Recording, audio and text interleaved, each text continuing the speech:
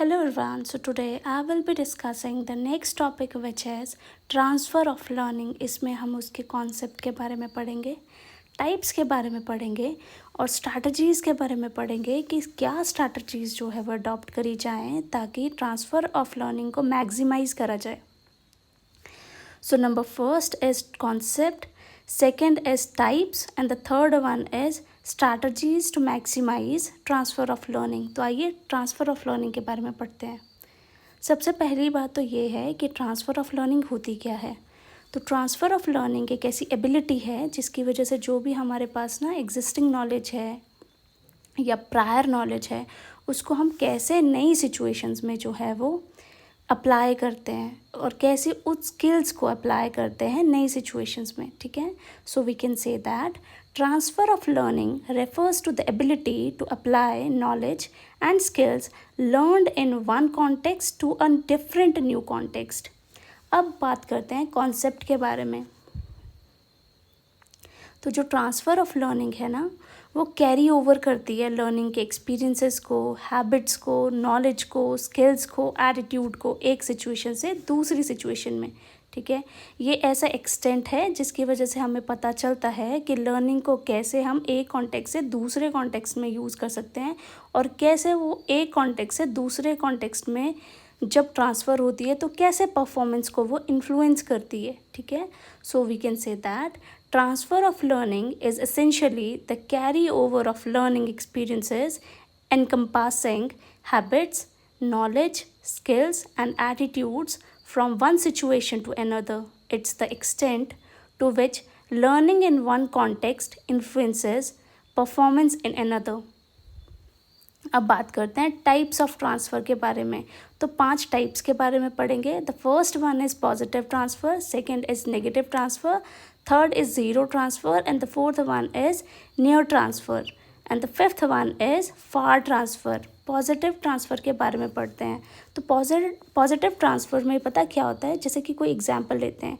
जैसे कि अगर आपको साइकिल आती है चलाने, ठीक है, तो आपको ना मोटरसाइकिल चलाने में आसानी होगी, ईजियर रहेगा. ठीक है, उसको चलाना. तो यही है पॉजिटिव ट्रांसफ़र. ठीक है, कि कैसे आपका जो प्रीवियस नॉलेज है साइकिल चलाने का, तो जब आप उसको इम्प्लीमेंट करोगे मोटरसाइकिल चलाने में तो वो उस लर्निंग को, उसकी परफॉर्मेंस को जो है वो कैसे एनहांस कर रहा है. ठीक है. सो जैसे हम प्रीवियस लर्निंग को जो है वो हम यूज़ करते हैं ताकि हमारी अगली सिचुएशन में जब हम उस लर्निंग को इम्प्लीमेंट करेंगे तो उसकी परफॉर्मेंस जो है दूसरी सिचुएशन में वो एनहांस हो जाती है. So we can say that previous learning enhances performance in a new situation. Example, learning to ride a bicycle can make learning to ride a motorcycle easier. ठीक है. अब बात करते हैं नेगेटिव ट्रांसफ़र के बारे में. इसमें एग्जाम्पल है जैसे कि अगर ना किसी को राइट हैंड, जो इंसान जो है, इंडिविजुअल जो है वो कार चलाता है लेकिन वो राइट हैंड से ड्राइव करता है कार को. ठीक है. तो जब वो लेफ़्ट हैंड वाली कार को ड्राइव करेगा ना तो उसको थोड़ी सी दिक्कत आएगी इनिशियली. ठीक है, डिफ़िकल्टी होगी चलाने में. तो वही है इसमें कि जो प्रायर आपको नॉलेज है ना जो गाड़ी चलाने का राइट हैंड से, ठीक है, वो इंटरफेयर कर देगा, आप इंटरफेयर कर लेगा किससे, जो कि जब आप लेफ़्ट हैंड गाड़ी चलाओगे ना उसकी परफॉर्मेंस के साथ इंटरफेयर कर लेगा जिसकी वजह से आपको डिफ़िकल्टी आएगी. तो ये जो पुराना जो नॉलेज है ना, तो जब इसको आप नए कॉन्टेक्स्ट में अप्लाई करोगे तो वो जो है परफॉर्मेंस को जो है वो डिक्रीज़ करेगा. ठीक है, नेगेटिव इम्पैक्ट देगा. So we can say that prior learning interferes with the performance in a new context. Example, experience with the right hand drive cars might initially make driving a left hand drive car more difficult. अगला है zero transfer.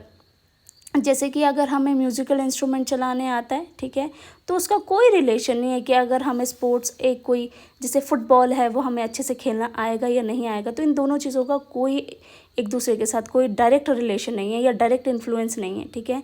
सो इसमें हम बोल सकते हैं कि जो previous learning है ना उसका कोई इफेक्ट नहीं होता है नई सिचुएशन में. जब हम उसको डालेंगे, उस लर्निंग को डालेंगे तो उसकी परफॉर्मेंस में कोई इफेक्ट नहीं आएगा. ठीक है. So we can say that previous learning has no effect on performance in a new situation. Example, knowing how to play a musical instrument may not directly influence the ability to play a sport. अगला है near transfer, ठीक है। Near transfer में क्या होता है कि जब हम अपना नॉलेज अप्लाई करेंगे या स्किल्स अप्लाई करेंगे बड़ी सिमिलर सिचुएशंस में, जैसे कि अगर हमें एस्से लिखना है हिस्ट्री में, ठीक है, तो हमें अगर इंग्लिश में आता है लिखना हिस्ट्री में, ठीक है, तो हम ज्योग्राफी में भी जो है वो ऐसे लिख पाएंगे, क्योंकि इंग्लिश जो है ना वो हमें हेल्प करेगी हिस्ट्री में भी ऐसे लिखने के लिए। तो ये नियर लर्निंग का ट्रांसफ़र रहेगा इसमें, ठीक है। So we can say that applying knowledge और skills to a very similar situation. अगला आता है फार ट्रांसफ़र, जहाँ पे हम नॉलेज अप्लाई करेंगे, स्किल्स अप्लाई करेंगे डिफरेंट, बिल्कुल ही डिफरेंट सिचुएशंस में, ठीक है। सो इसमें हम बोल सकते हैं अप्लाइंग नॉलेज और skills to vastly different situations.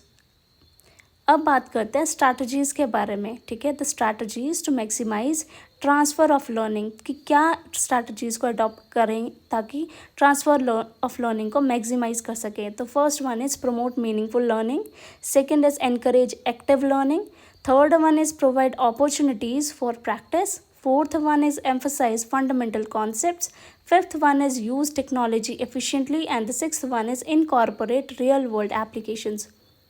बात करते हैं पहले की जो है प्रमोट मीनिंगफुल लर्निंग। तो हमें ना ये जो नई इन्फॉर्मेशन को ना एग्जिस्टिंग नॉलेज के साथ कनेक्ट करना आना चाहिए, ठीक है।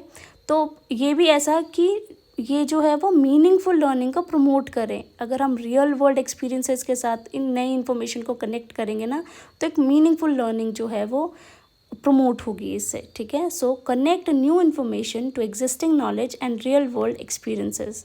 दूसरा आता है एनकरेज एक्टिव लर्निंग, बच्चों को एंगेज किया जाए एक्टिविटीज़ में, ठीक है, और उनको जो है वो बोला जाए कि आप अप्लाई करो नॉलेज को एक्टिवली, जो भी आपने चीज़ें लर्न करी हैं तो कैसे आप कहीं और किसी और सिचुएशन में को आप किसी और सिचुएशन में अपनी लर्निंग को अप्लाई कर सकते हो, ठीक है। तो engage students in activities that require them to apply their knowledge actively. अगला है प्रोवाइड अपॉर्चुनिटीज़ फॉर प्रैक्टिस, बच्चों को जो है वो सफिशेंट टाइम दिया जाए प्रैक्टिस के लिए, ठीक है, और स्किल्स को अप्लाई करने के लिए वेरियस कॉन्टेक्स्ट में, ठीक है। सो allow ample time for practice and application of skills in various contexts।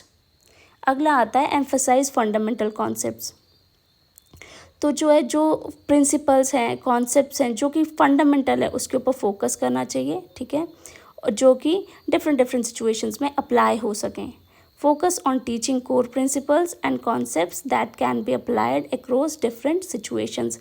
अगला है यूज़ टेक्नोलॉजी इफेक्टिवली, कि क्या है इसमें कि टेक्नोलॉजी को जो है वो यूज़ करना, उसको इंटीग्रेट करना डिफरेंट वेज़ में, ताकि एक्टिव लर्निंग जो है वो फैसिलिटेट हो पाए, ट्रांसफ़र जो है वो फैसिलिटेट हो पाए। पर इससे ये मतलब नहीं है कि जो ट्रेडिशनल मेथड्स हैं उसको ही हम रिप्लेस कर दें, ठीक है। तो जो चीज़ें अच्छी हैं उसको यूज़ करें और जो है टेक्नोलॉजी को भी जो है वो यूज़ करा जाए ताकि हमारी एक्टिव लर्निंग एंड ट्रांसफ़र जो है वो सपोर्ट हो पाए।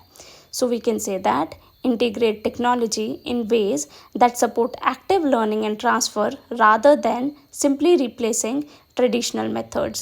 Sixth है incorporate real world applications। तो अपॉर्चुनिटीज़ दी जाएं बच्चों को ताकि वो अपनी लर्निंग को डे टू डे लाइफ की प्रॉब्लम्स के साथ या सिचुएशंस के साथ अप्लाई कर पाएँ, ठीक है। So provide opportunities for students to apply their learning to real world problems and situations. So with this, I end my topic here itself. Thank you so much. Please like, share and subscribe for more such content.